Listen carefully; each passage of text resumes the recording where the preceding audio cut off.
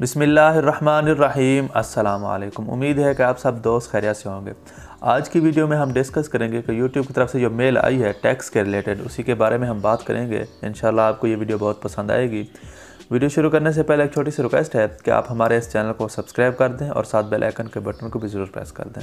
तो चलिए वीडियो शुरू करते हैं। जी हाँ दोस्तों, जो मेल आई है आपको स्क्रीनशॉट उसका नज़र आ रहा होगा साइड में। तो अगर आप उसको रीड करना चाहते हैं तो वीडियो को रोक के रीड कर सकते हैं, लेकिन उसी का मैं आपको मतलब समझा देता हूँ। काफ़ी सारे दोस्त परेशान हो रहे थे कि हम जो YouTube से अर्निंग करेंगे उससे हमें टैक्स देना पड़ेगा। ऐसी बात बिल्कुल नहीं है। आपको टैक्स उस अर्निंग का देना पड़ेगा जो आपके व्यूज़ US से आएंगे।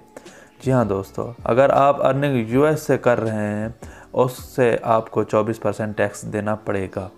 अगर आप अर्निंग पाकिस्तान में से कर रहे हैं उससे आपको कोई टैक्स नहीं देना पड़ेगा। मिसाल के तौर पर मैं आपको एक एग्जांपल दे देता हूँ कि आप एक वीडियो अपलोड करते हैं, उस पर आपके $5 पाकिस्तान में से आते हैं और $5 US से आते हैं।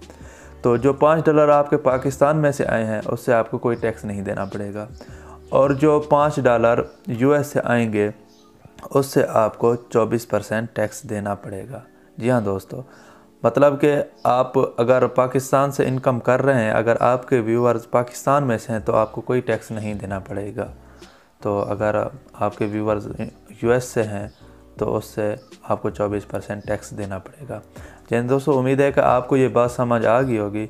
तो आज की वीडियो में बस यही आपको बताना था। काफ़ी सारे दोस्त परेशान हो रहे थे, तो आपको परेशान होने की ज़रूरत नहीं है। पाकिस्तान में जैसे आपको कोई टैक्स नहीं देना पड़ेगा। अगर आपके व्यूज़ US से आ रहे हैं उससे आपको टैक्स देना पड़ेगा। बस आज की वीडियो यहीं तक थी। मज़ीद ऐसी टेक्नोलॉजी वीडियोस देखना चाहते हैं तो आप इस चैनल को ज़रूर सब्सक्राइब कर दें और साथ बेल आइकन के बटन को भी ज़रूर प्रेस कर दें, और जाते जाते वीडियो को भी ज़रूर लाइक कर दें और प्यारा सा कमेंट भी ज़रूर कर दें। मिलते हैं फिर किसी न्यू वीडियो के साथ, तब तक के लिए अल्लाह हाफिज़।